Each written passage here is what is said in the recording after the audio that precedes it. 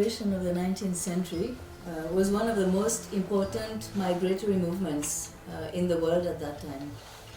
The Indian Ocean is very different from the Atlantic and Pacific Oceans, and for Mauritius and Réunion Islands, for example, one of the reasons why it is Indian labor that was brought rather than any other labor was simply because of the geographical proximity of India to Mauritius and Réunion. There were other reasons, of course. There was a pool of cheap labor in India. Many people had become dispossessed because of British colonial policies there. Many had started migrating within India itself and ended up in the streets of Calcutta and Madras. So this pool of cheap labor was exploited by British colonial authorities at that time, and that's how the bulk of the indentured immigrant population in Mauritius turned out to be Indian. The reason why we have this pool of cheap labor and this constant immigration from 1826 up to the 1920s, the geographical proximity of India to Mauritius and Réunion also meant that colonial authorities and plantation owners did not pay much attention to the health and physical and material conditions of the immigrants as much possibly of the Caribbean and of the Pacific. So this proximity meant that health and sanitation was neglected, and that was, even though there was high mortality, they could easily get more immigrants to fill the void of those who had died or who had become old. The same situation had existed under the period of slavery because of the proximity of Madagascar and East Africa. This is where slaves had been brought, and because it was so near, they didn't care too much about maintaining the condition of the slaves at that time. So it is a continuation of a system that is very similar to slavery. Several generations have passed since indenture existed in Mauritius, and I feel each generation chooses to perceive their history and the history of indenture in their own way, depending on their own conditions. My own grandfather was born in Mauritius, but his father came to Mauritius in 1865 as an indentured labor. My grandfather became a small planter in Bonacay, and both his father and himself, both did not want their children to be part of the sugar manufacturing process, simply because it was extremely hard work.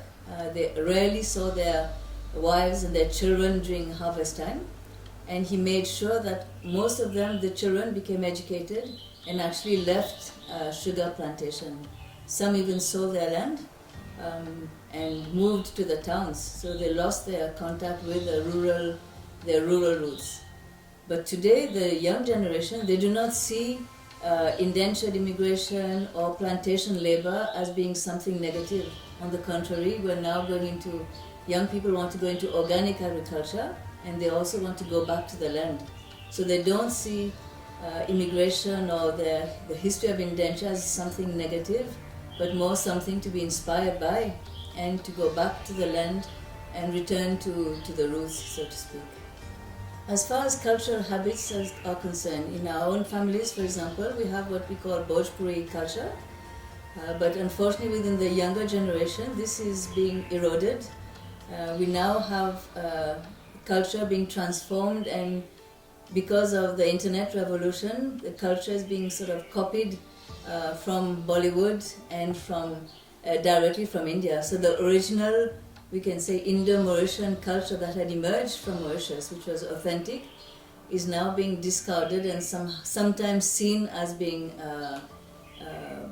the culture of the poor. Whereas now that many Mauritians have become middle class, are prosperous, they want to follow a culture where more material wealth is displayed.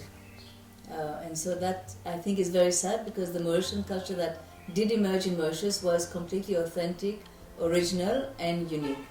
And so there's a big responsibility on our authorities and cultural institutions to try and revive this authentic culture, or at least record it for future generations.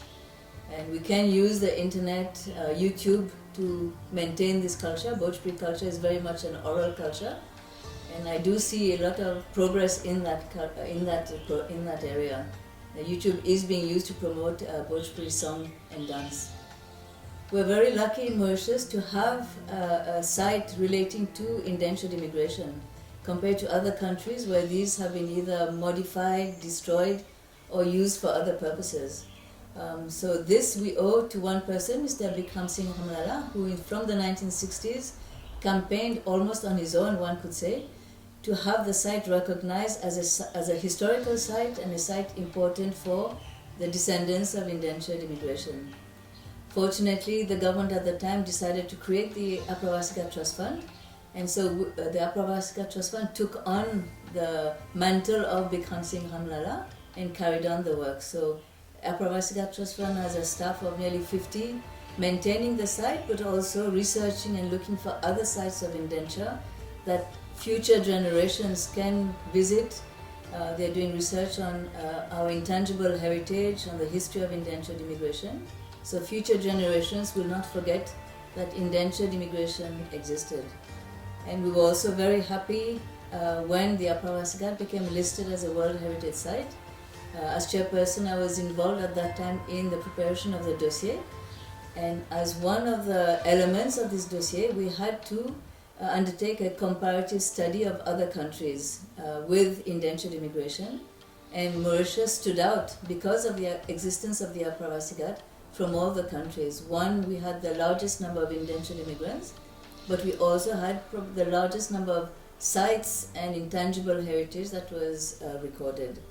And that's the reason why the Mauritian government decided to create what became known as the Indentured Labour Route Project. Although this idea of creating a network of the countries that had gone through indenture, it started, I think, as early as the 1980s and 90s at the Mahatma Gandhi Institute. At that time it was called Crossing the Seas Project, and when the AGTF took over, it became known as the Indentured Labour Route Project. So in 2014, that was a very big moment because the UNESCO decided to adopt the Indentured Labour Route Project and give it its full support. It is a bit different from the Slave Route Project in that it is not a statutory body of UNESCO, but it is an activity and a project of the Mauritian government and fully funded by the Mauritian government. So the first scientific committee the meeting was held in 2017, and it elected a president, vice presidents, and regional groups. The secretariat of the Indentured Labour Route Project is based, of course, at the Apravasika Trust Fund.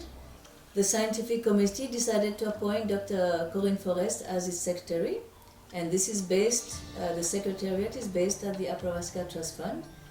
The secretary is accompanied and supported by a team of researchers. We have Mr. Satyendra Pietam, Mrs. Babita Rambojan, and Mrs. Christelle Miafo. So what we have done at the secretariat is to start a number of projects, establish templates and guidelines for projects which other countries now will be able to use and add their own information. The most important project is the Indentured Immigration Database. So this consists of a database of scholars which we are compiling, and the person in charge is Mr. Satyendra Pietam. We also have a database of heritage sites relating to indentured labour. So Mrs. Christelle Miafo is in charge of preparing a template and guidelines so other countries can also input the information. We also have a photographic database, and this is in charge, the person in charge is Mrs. Babita Hambochan. So she also has the task of creating a template, guidelines, and she has already started inputting photos for Mauritius, and we hope the other countries in the near future will start also inputting their information. We have also requested friendly countries to help in creating this database, and we hope these pleas that we have made to the countries will be heard.